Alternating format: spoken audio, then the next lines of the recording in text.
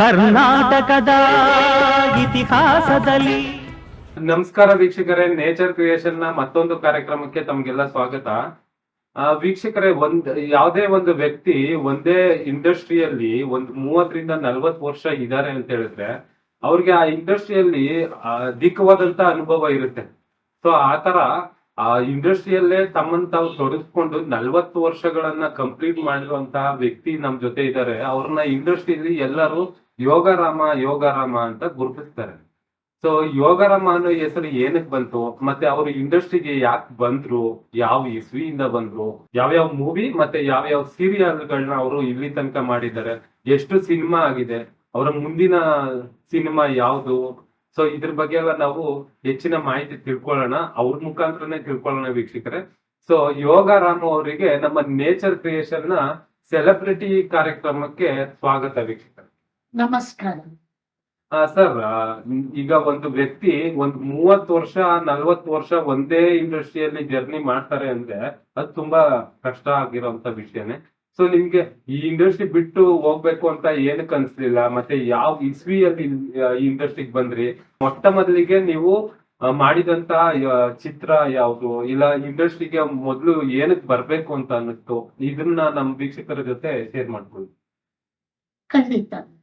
ನೋಡಿ, ಒಬ್ಬ ವ್ಯಕ್ತಿ ಚಿತ್ರರಂಗದಲ್ಲಿ 40 ವರ್ಷ ಇರ್ತಕ್ಕಂಥದ್ದು ಬಹಳ ಕಷ್ಟಕರವಾದ ಒಂದು ಕೆಲಸ ಅಂತ ಹೇಳ್ಬೋದು. ನನ್ನ ಉದ್ದೇಶ ಕಲಾ ಸೇವೆಗಾಗಿ ನನ್ನ ಜೀವನನ ಮುಡಿಪಾಗಿಟ್ಟಿದ್ದೇನೆ. ಕಲೆಯೇ ನನಗೆ ಸರ್ವಸ್ವ. ಯಾಕೆಂದ್ರೆ ನಾನು ಚಿತ್ರರಂಗದ ಕುಟುಂಬದಿಂದಲೇ ಚಿತ್ರರಂಗವನ್ನು ಬೆಳೆಸಿದಂತಹ ಮತ್ತೆ ಚಿತ್ರರಂಗದ ಪ್ರದರ್ಶಕ, ವಿತರಕ, ನಿರ್ಮಾಪಕರಾದಂಥ ಖ್ಯಾತಿ KCN ಗೌಡರವರು, ಅವರು ಅವರ ಮಕ್ಕಳು. ಆದ್ರೆ ನಾನು ಆ ಕುಟುಂಬದ ಕುಡಿ ಅಂತ ಹೇಳಲಿಕ್ಕೆ ಇಷ್ಟಪಡ್ತೀನಿ. ಆದ್ರೆ ಚಿತ್ರರಂಗಕ್ಕೆ ನಾನು ಅವ್ರ ಮುಖಾಂತರ ಬರಲಿಲ್ಲ. ಯಾಕೆಂದ್ರೆ ಸಂಬಂಧ ಹೇಳ್ಕೊಂಡು ಚಿತ್ರರಂಗಕ್ಕೆ ನಾನು ಬರೋದು ನನ್ಗಿಷ್ಟ ಇಲ್ಲ. ನನ್ನ ಪ್ರತಿಭೆ, ನನ್ನ ಒಂದು ಚಾಣಕ್ಷತನ, ನನ್ನ ಕೌಶಲ್ಯದಿಂದ ನಾನು ಚಿತ್ರರಂಗದಲ್ಲಿ ಇಷ್ಟು ವರ್ಷಗಳ ಕಾಲ ಉಳ್ಕೊಂಡಿದ್ದೇನೆ. ಚಿತ್ರರಂಗದ ನಂಟು ಬಿಡಿಸಲಾಗದ ಗಂಟು. ಯಾಕೆಂದ್ರೆ ಚಿತ್ರದ ಒಂದು ಸೇವೆಗಾಗಿ, ಕಲಾ ಸೇವೆಗಾಗಿ, ಕಲಾ ಸರಸ್ವತಿಯನ್ನು ಒಲಿಸ್ಕೊಳ್ಳೋದಕ್ಕೋಸ್ಕರ ಪ್ರತಿಯೊಬ್ಬ ಕನ್ನಡಿಗ ಪ್ರೇಕ್ಷಕರಿಗೆ ಮನರಂಜನೆ ಕೊಡ್ತಕ್ಕಂಥದ್ದೇ ನನ್ನ ಉದ್ದೇಶ. ಅದು ಈಡೇರಿದ್ಯಾ? ಇಲ್ಲ. ನಾನು ಈಗ ಕಲಿತಾ ಇರ್ತಕ್ಕಂಥ LKG ವಿದ್ಯಾರ್ಥಿ. ನಾನೇನು ಅಂತ ಸಾಧನೆ ಮಾಡಿಲ್ಲ, ಪ್ರಯತ್ನ ಪಡ್ತಾ ಇದ್ದೀನಿ. ಕಲಿಬೇಕು, ಪ್ರತಿಯೊಬ್ಬ ಪ್ರೇಕ್ಷಕನ ಮನಸ್ಸನ್ನ ಸೂರೆಗೊಳ್ಬೇಕು, ಅವರಿಗೆ ನಾವು ಮನೋರಂಜನೆ ಕೊಡಬೇಕು, ಅವರ ಮನಸ್ಸಿನಲ್ಲಿ ಶಾಶ್ವತವಾಗಿ ನಿಲ್ಬೇಕು ಅನ್ನೋದೇ ನನ್ನ ಉದ್ದೇಶ. ನನ್ನ ಚಿತ್ರರಂಗಕ್ಕೆ ಬರೋ ಕನಸು ಏನಪ್ಪಾ ಅಂದ್ರೆ, ಆಗ ಚಿತ್ರದ ಶೂಟಿಂಗ್ ನೋಡ್ತಾ ಇದ್ದೆ. ವಿಷ್ಣುವರ್ಧನ್ ಸಾರು, ರಾಜ್ಕುಮಾರ್ ಸಾರು, ಬಾಲಕೃಷ್ಣ ಸಾರು, ಶ್ರೀನಾಥ್ ಸಾರ್ದು ಅನೇಕ ಚಿತ್ರೀಕರಣನ ನೋಡ್ತಾ ಇದ್ದೆ. ನಮ್ಮನೆ ಸುತ್ತಮುತ್ತ ಚಿತ್ರೀಕರಣ ನಡೀತಾ ಇತ್ತು. ಆಗ ನಾನು ಕುತೂಹಲದಿಂದ ಹೋಗಿ ನೋಡ್ತಾ ಇದ್ದೆ. ಆಗ ನನ್ನ ಮನಸ್ಸಿಗೆ, ನಾನು ಯಾಕೆ ಕಲಾವಿದ ಆಗ್ಬಾರ್ದು, ನಾನು ಯಾಕೆ ಚಿತ್ರರಂಗಕ್ಕೆ ಬರಬಾರ್ದು, ನಾನು ಬೆಳ್ಳಿ ಪರದೆ ಮೇಲೆ ಯಾಕೆ ಕಾಣಿಸ್ಕೋಬಾರ್ದು ಅನ್ನೋ ಹಾಸ್ಯ ಹುಟ್ಟಿತ್ತು. ಹಾಸ್ಯನೇ ಇಂದು ಎಮ್ಮರವಾಯಿತು. ಜೊತೆಗೆ ನನ್ನ ತಂದೆ ಕಲಾವಿದ್ರು, ಹಾರ್ಮೋನಿಯಂ ಮಾಸ್ಟರ್, ಮತ್ತೆ ನಾಟಕವನ್ನು ಕಲಿಸ್ತಕ್ಕಂಥ ನಾಟಕದ ಮಾಸ್ಟರ್. ಅದು ರಕ್ತಗತವಾಗಿ ಬಂದಿದೆ. ಜೊತೆಗೆ KCN ಮೂವೀಸ್ ಅವರು ನನ್ನ ರಕ್ತ ಸಂಬಂಧಿಗಳು. KCN ಗೌಡ್ರು ನನಗೆ ಮಾವ ಆಗ್ಬೇಕು.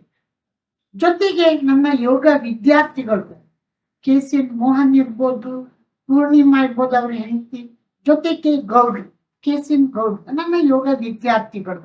ಮತ್ತೆ ನನ್ನ ಜೀವನ ನಡೀತಿರೋದು ಅವರಿಂದಾನೇ ಅಂದ್ರೆ ತಪ್ಪಾಗಲಾರದು. ನಾನು 1985ರಲ್ಲಿ ಪತ್ರಿಕಾ ಜಾಹೀರಾತು ಬಂದಿದೆ. ಕಲಾವಿದರು ಬೇಕಾಗಿದ್ದಾರೆ, ಸಂದರ್ಶನಕ್ಕೆ ಬನ್ನಿ. ಕೈದಿ ನಂಬರ್ 407 ವೈ ಕೃಷ್ಣಂರಾಜ್ ಅವರು 2 ಚಿತ್ರಗಳನ್ನ ನಿರ್ಮಾಣ ಮಾಡಿ ನಿರ್ದೇಶನ ಮಾಡಿ ನಟರಾಗಿದ್ರು.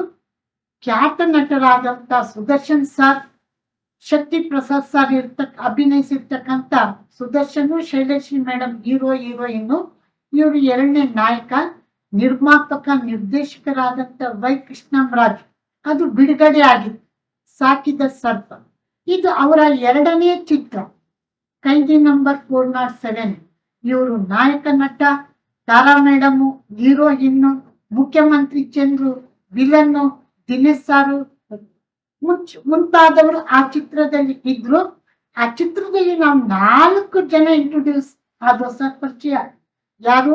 ನಾನು, ನಮ್ಮ ಈಗ ಪ್ರಖ್ಯಾತಿ ಹೊಂದಿರ್ತಕ್ಕಂಥ ನಿರ್ಮಾಪಕರು, ಜೊತೆಗೆ ಖ್ಯಾತ ಸಂಕಲನಕಾರರಾಗಿರ್ತಕ್ಕಂಥ ಕೆಂಪರಾಜ್, ಮತ್ತೆ ಖ್ಯಾತ ಧಾರಾವಾಹಿ ನಟರು, ನಿರ್ದೇಶಕ ನಟರು ರವಿಕಿರಣ್ ಸರ್, ಖ್ಯಾತ ಸಾಹಸ ನಿರ್ದೇಶಕರಾಗಿರ್ತಕ್ಕಂಥ ನಟ, ನಿರ್ದೇಶಕ, ನಿರ್ಮಾಪಕ, ನಿರ್ದೇಶನ ಮಾಡ್ತಕ್ಕಂಥ ಥ್ರಿಲ್ಲರ್ ಮಂಜು ಸರ್.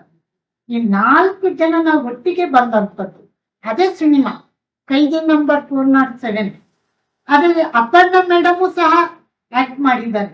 ನಿಧನರಾಗಿರ್ತಕ್ಕಂಥ ನನ್ನ ಸ್ನೇಹಿತರು ಮಗಳು ನಾರಾಯಣ ಸ್ವಾಮಿ, ನನ್ನ ಸ್ನೇಹಿತರು, ಅವರ ಮಗಳು ಅಪರ್ಣ ಮೇಡಮ್ ಸಹ ಅದರಲ್ಲಿ ಒಂದು ಪಾತ್ರ ಮಾಡಿ ಒಂದು ಹಾಡಿದೆ.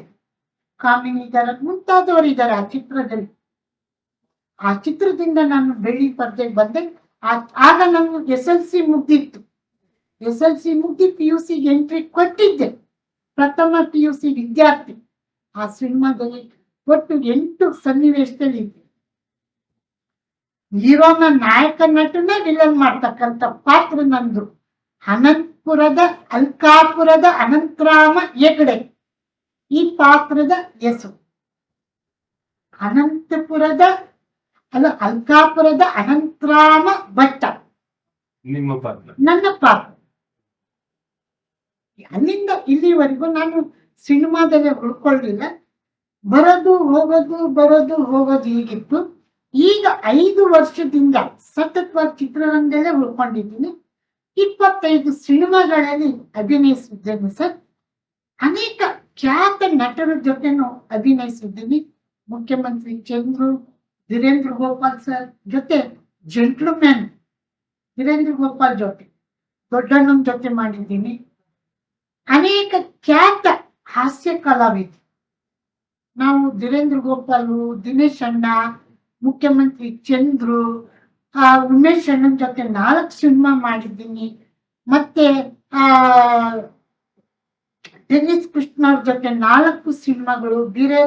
ಬೀರೇದಾರ್ ಜೊತೆ ಮುಗ್ಧದೇವಿ ಬೀರೇದಾರ್ ಜೊತೆ ಈಕ್ವಲ್ ಕ್ಯಾರೆಕ್ಟರ್ ಮಾಡಿದ್ದೀನಿ. ಆಮೇಲೆ ರೇಖಾದಾಸ್ ಮೇಡಮ್ ಜೊತೆ 4 ಸಿನಿಮಾ, 3 ಸಿನಿಮಾದಲ್ಲಿ ನನಗೆ ನಾಯಕಿ ಆಗಿದ್ದಾಳೆ ನನ್ನ ಜೊತೆಗೆ. ಆಮೇಲೆ ಅಪೂರ್ವ ಮೇಡಮ್ ಜೊತೆಗೆ. ಅದೇ ರೀತಿ ನಾಯಕ ನಟರಾಗಿರ್ತಕ್ಕಂಥವರಲ್ಲಿ ಉಪೇಂದ್ರ ಸರ್ ಜೊತೆ, ಉಪೇಂದ್ರ ಮತ್ತೆ ಅವರ ಪ್ರಾಣ ಸ್ನೇಹಿತನಾಗಿ ಆಕ್ಟ್ ಮಾಡಿದ್ದೀನಿ ಸರ್. ಜೊತೆಗೆ ನಾನು ಥ್ರಿಲ್ಲರ್ ಮಂಜು, ಅಭಿಜಿತ್ತು, ಮತ್ತೆ ನನ್ನ ಸ್ನೇಹಿತರಾಗಿರ್ತಕ್ಕಂಥ ಸಾಯಿ ಪ್ರಕಾಶ್ ಸರ್ ಜೊತೆ ಮಿಸ್ಟರ್ ಪ್ರೇಮಿ, ಅದರಲ್ಲಿ ನಾನು ಅವರು ಆ ಸಿನಿಮಾದಲ್ಲಿ ಕಣ್ಣಿಲ್ದೇ ಇರೋರು ಆಶ್ರಮ ನಡೆಸ್ತಕ್ಕಂಥವ್ರು. ನಾನು ಮಕ್ಕಳಿಗೆ ಬ್ಲೈಂಡ್ ಆಗಿ ನೆಕ್ಸ್ಟ್ ಪಾತ್ರನ ನಾನು ಅಭಿನಯಿಸಿದ್ದೆ. ಆಮೇಲೆ ಈಗ ಪ್ರಸಿದ್ಧಿ ಆಗಿರ್ತಕ್ಕಂಥದ್ದು, ಎಲ್ಲರ ಮನಸ್ಸಿನಲ್ಲೂ ಕುತೂಹಲ ಮೂಡಿರ್ತಕ್ಕಂಥದ್ದು, 2024ರಲ್ಲಿ ಪೆನ್ ಡ್ರೈವ್ ಅನ್ನೋ ಒಂದು ವಿಷಯ ಇಡೀ ಅಂತಾರಾಷ್ಟ್ರೀಯ ಮಟ್ಟದಲ್ಲಿ ಸುದ್ದಿ ಮಾಡ್ತು. ಅದೇ ಹೆಸರು. ಆ ಕತೆ ಬೇರೆ, ಈ ಕತೆ ಬೇರೆ.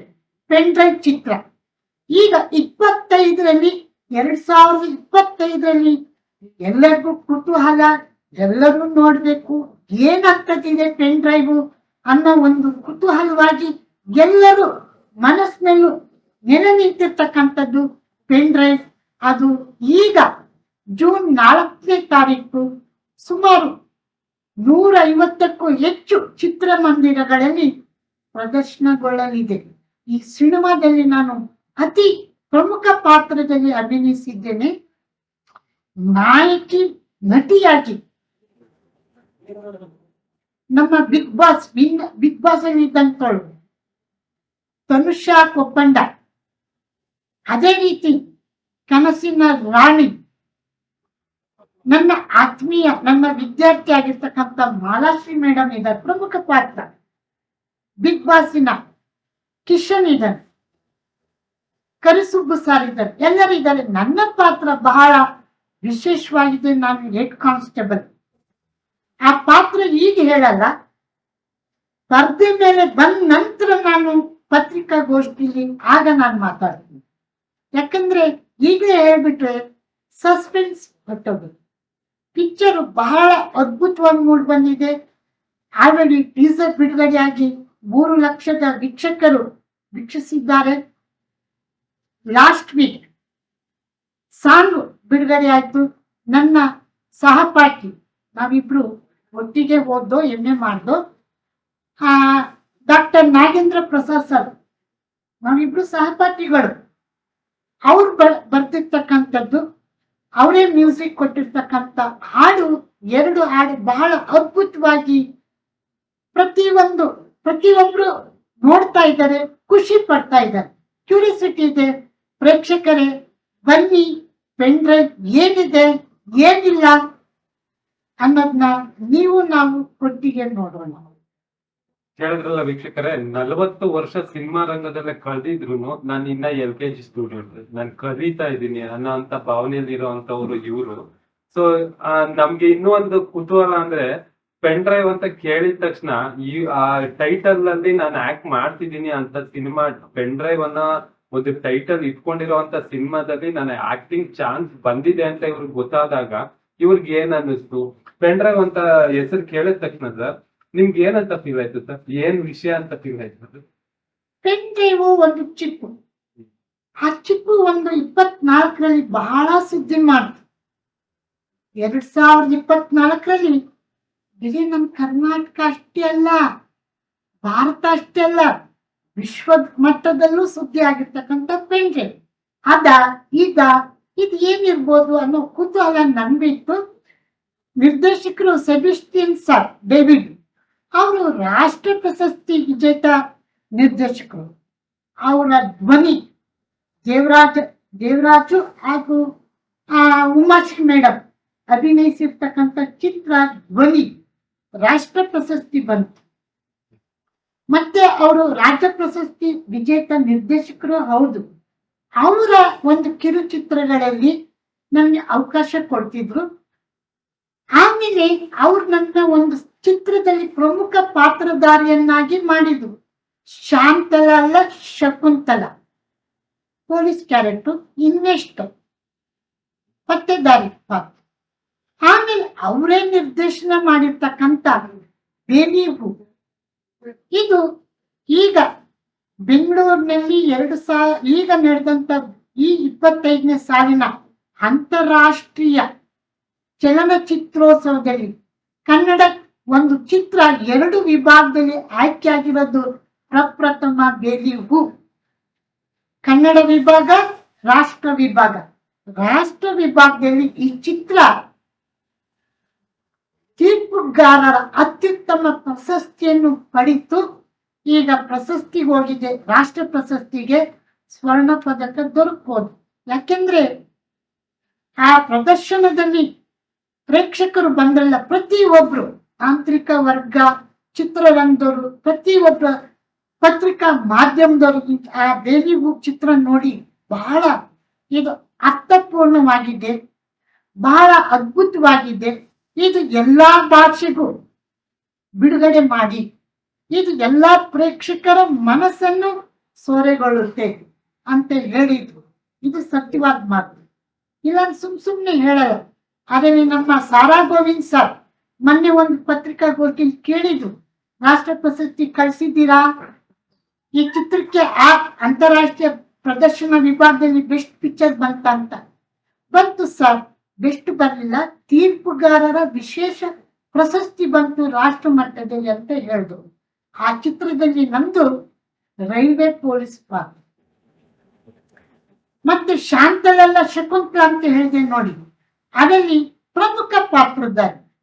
ಚಿತ್ರದ 70 ಭಾಗ ಇದ್ದೀನಿ. ಚಿತ್ರ ಮುಂದಿನ ತಿಂಗಳು ಪೆನ್ ಡ್ರೈವ್ ಬಿಡುಗಡೆ ಆದ ನಂತರ ಬಿಡುಗಡೆ ಆಗ್ತಕ್ಕಂಥ ಚಿತ್ರ. ಈ ಪೆನ್ ಡ್ರೈವ್ ಅಭಿನಯಿಸಿದ ಮೇಲೆ ಸುಮಾರು 8 ಚಿತ್ರಗಳಲ್ಲಿ ಅಭಿನಯಿಸಿದೆ. ಅದರಲ್ಲಿ ಸ್ವಯಂಭೋ, ನಾನು ಮೂಗು ಸೂರ್ಯ ಸರ್ ಇಬ್ರು ಕಾಂಬಿನೇಷನ್ ಬರ್ತಕ್ಕಂಥ ಅದನ್ನು ಪೊಲೀಸ್ ಪಾತ್ರ. ಮತ್ತೆ ನಾನು ಪ್ರಮುಖವಾಗಿ ನಿಮ್ಗೆ ಹೇಳ್ಬೋದು, ಪ್ರೇಮದ ಹನಿ, ಸಬ್ ಟೈಟ್ಲ್ ಬಂದು ಹೋಮ್ ಸ್ಟೇ. 3 ನಾಯಕ ನಟಿಯರು ಪ್ರಮುಖ ತಾತ ಅಜ್ಜಿಯಾಗಿ ಹೀರೋ ಆಗಿ ನಾನು ಅಭಿನಯಿಸಿದ್ದೆ.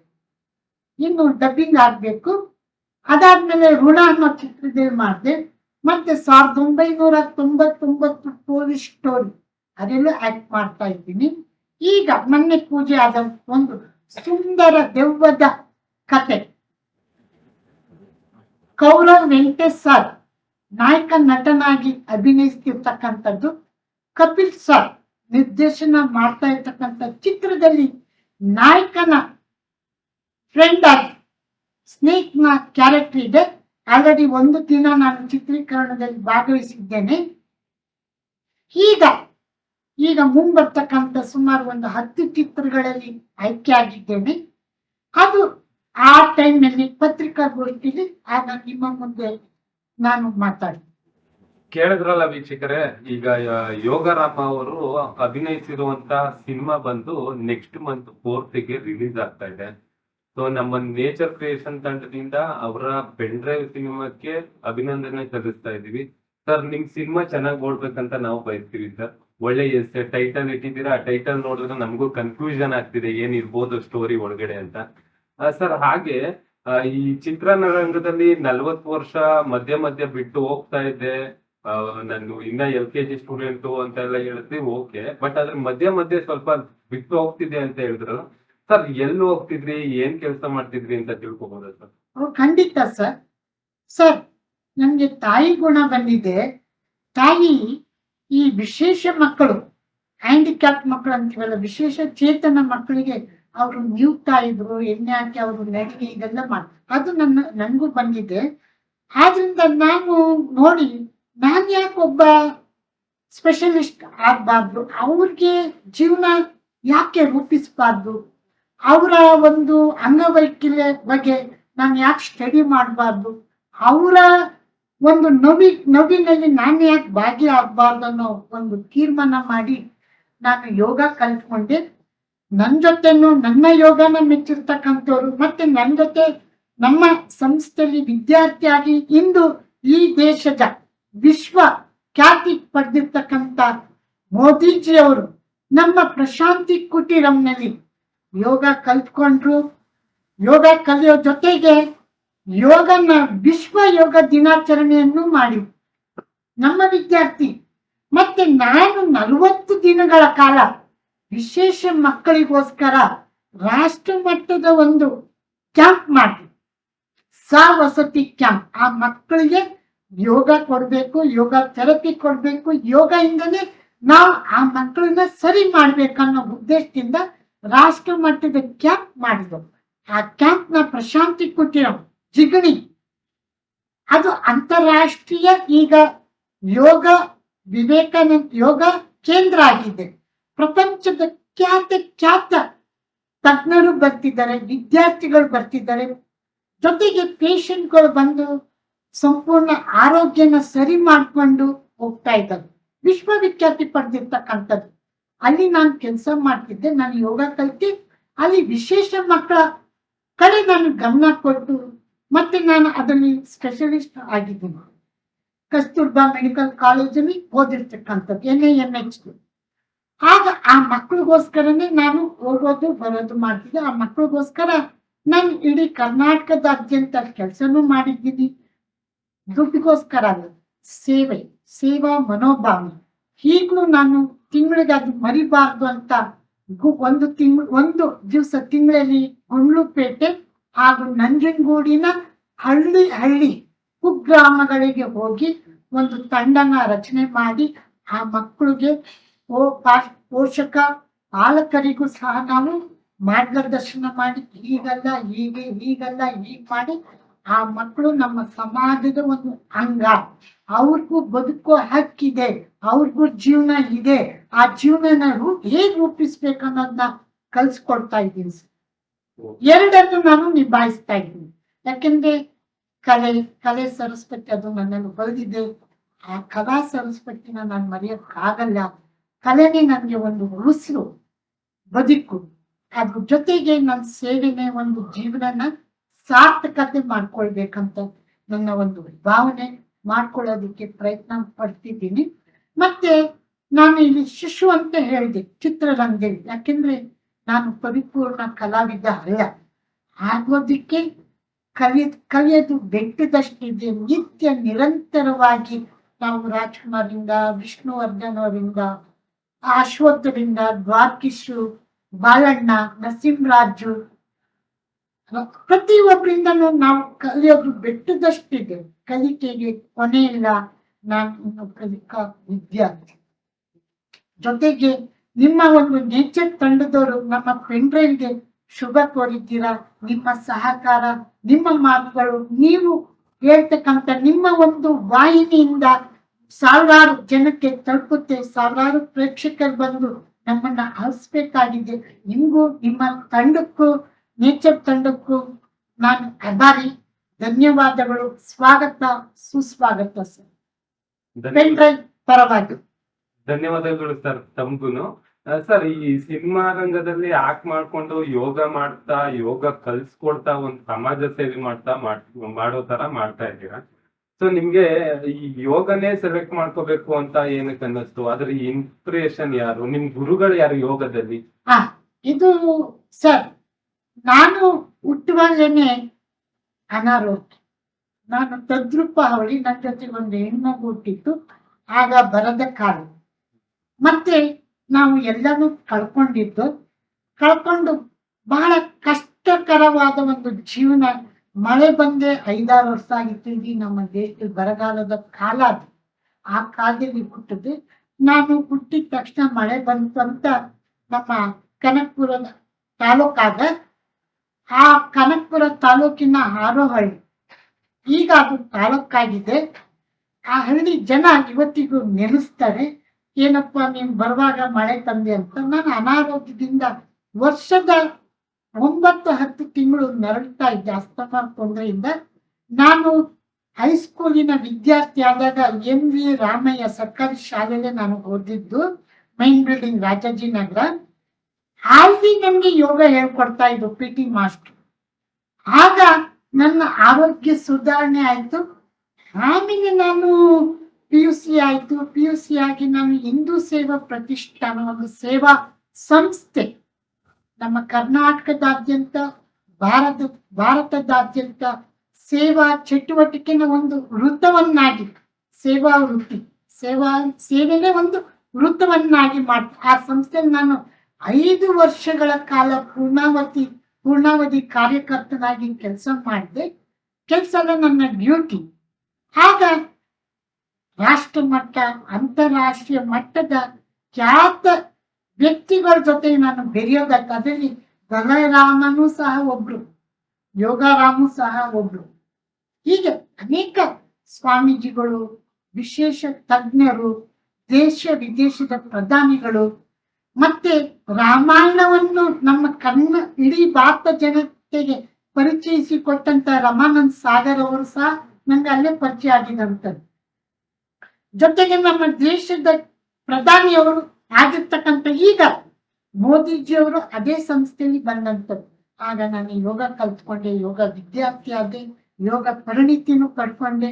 ಅದರಲ್ಲಿ ವಿಶೇಷವಾಗಿ ನಾನು ಈ ಮಕ್ಕಳಿಗೆ ಅಳವಡಿಸ್ಕೊಳ್ಳೋದಕ್ಕೆ ನಾನು ಪ್ರಯತ್ನ ಪಟ್ಟೆ. ಜನರಲ್ಲಿ ಎಲ್ಲರಿಗೂ, ನಮ್ಮ ದೇಶದ, ಈಗ ನಮ್ಮ ಭಾರತದ ಸುಪ್ರೀಂ ಕೋರ್ಟಿನ ಈಗ ನೆಕ್ಸ್ಟ್ ಮಂತ್ ಚೀಫ್ ಜಸ್ಟಿಸ್ ಆಗ್ತಕ್ಕಂಥ ನಾಗರತ್ನ ಮೇಡಮ್ ಅವರ ತಂದೆ ES ವೆಂಕಟರಾಮಯ್ಯ ಸುಪ್ರೀಂ ಕೋರ್ಟಿನ ನಿವೃತ್ತ ಮುಖ್ಯ ನ್ಯಾಯಮೂರ್ತಿ ಆಗಿರ್ತಕ್ಕಂಥವ್ರು. ಮತ್ತೆ ನಮ್ಮ ಭಾರತದ ಸರ್ವೋನ್ನತ ಸುಪ್ರೀಂ ಕೋರ್ಟಿನ ಮುಖ್ಯ ನ್ಯಾಯಮೂರ್ತಿ ಆಗಿರ್ತಕ್ಕಂಥ ಡಾಕ್ಟರ್ ರಾಜೇಂದ್ರ ಪ್ರಸಾದ್ ಅವರ ವೈಫಿಗೂ ಮತ್ತೆ ಖ್ಯಾತ ಶುದ್ಧವಾಗಿರ್ತಕ್ಕಂಥ ನಮ್ಮ ಕರ್ನಾಟಕದ ಖ್ಯಾತ ನ್ಯಾಯಮೂರ್ತಿ ಆಗಿರ್ತಕ್ಕಂಥ ಶೈಲೇಂದ್ರ ಬಾಬು, ಇ.ಎಸ್. ವೆಂಕಟರಾಮಯ್ಯ ಅವರು, ಎಸ್.ಆರ್. ರಾಜಶೇಖರ್ ಮೂರ್ತಿ ಅವರು, ಆನಂದ್ ಸಾರ್ ಅವರು, ಇವ್ರಿಗೆಲ್ಲ ನಾನು ಯೋಗ ವಿದ್ಯಾರ್ಥಿ, ಜ್ಯೋತಿ ಮೇಷ್ಟ್ರು, ಅವ್ರು ನನ್ನ ವಿದ್ಯಾರ್ಥಿ, ಯೋಗ ವಿದ್ಯಾರ್ಥಿಗಳು. ಅದೇ ರೀತಿ ಪ್ರಪಂಚನ ಕರೋನಾದಿಂದ ಪಾರು ಮಾಡಿದಂತಹ ಡೋಲೋ 650 ಮಾತ್ರ ಇದೆಯಲ್ಲ, micro lab, JC. Surana foundation, Surana college micro lab founder ಅವರ ಕುಟುಂಬ ದಿಲೀಪ್ ಸರ್ ಮತ್ತೆ ಅರ್ಚನಾ ಸುರಾನ್ ಮೇಡಮ್ ಅವರಿಗೂ ನಾನು ಯೋಗ ವಿದ್ಯಾರ್ಥಿ.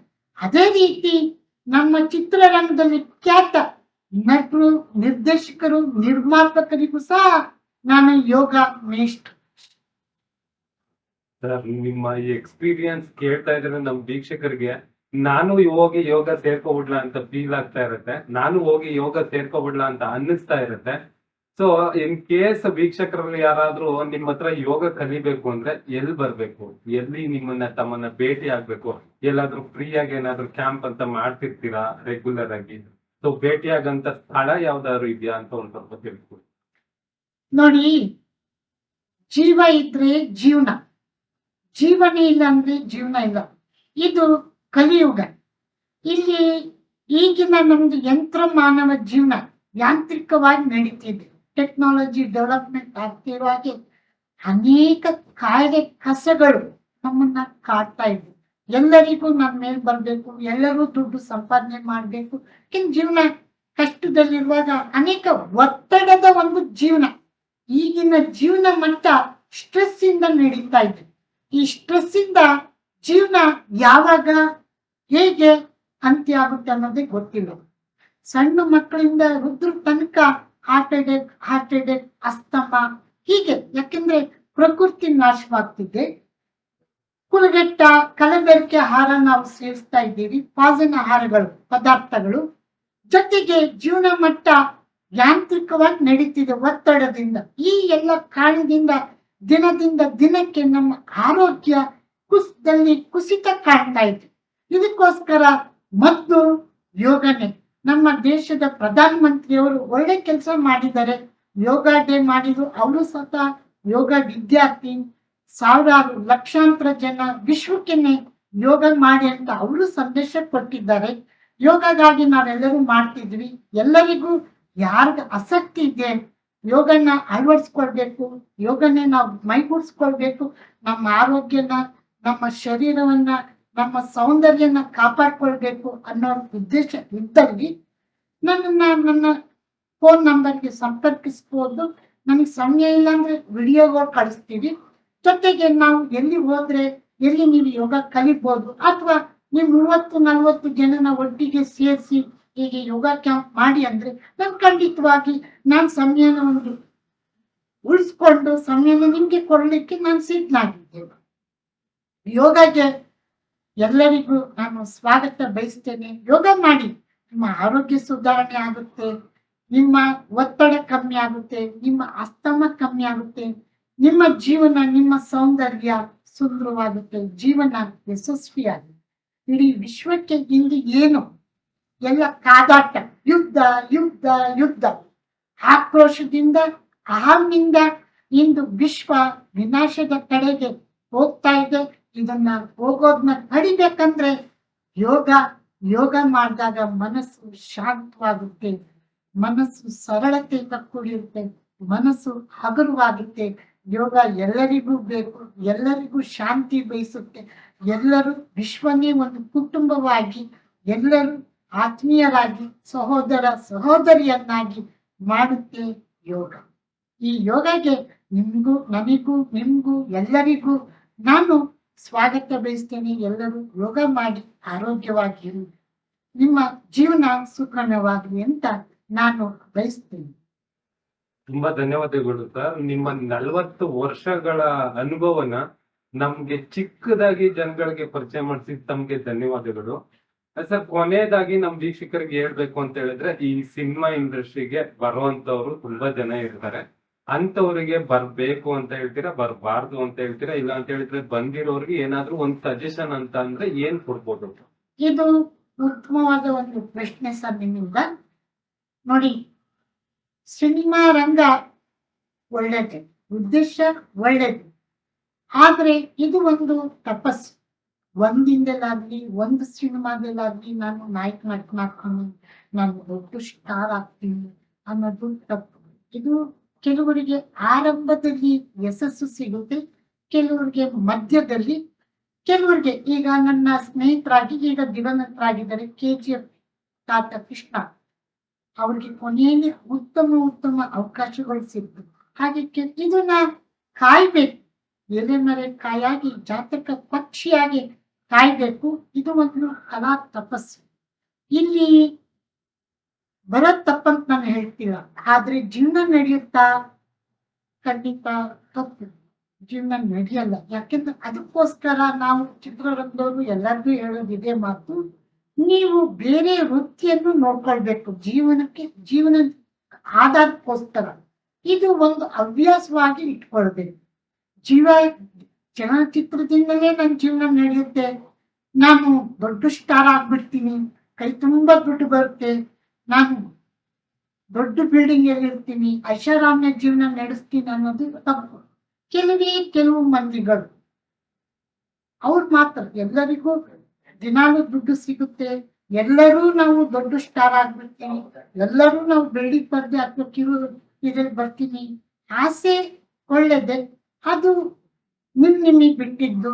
ಚಿತ್ರರಂಗ ಎಷ್ಟು ಒಳ್ಳೇದು ಅಷ್ಟೇ ಇಲ್ಲಿ ಕಠಿಣವಾದ ಒಂದು ಜೀವನ. ಇದು ಚಿತ್ರರಂಗ ಕಾಯ್ಬೇಕು, ಹಸುವಾಗುತ್ತೆ, ಹಸುವನ್ನ ತಡ್ಕೊಳ್ಬೇಕು.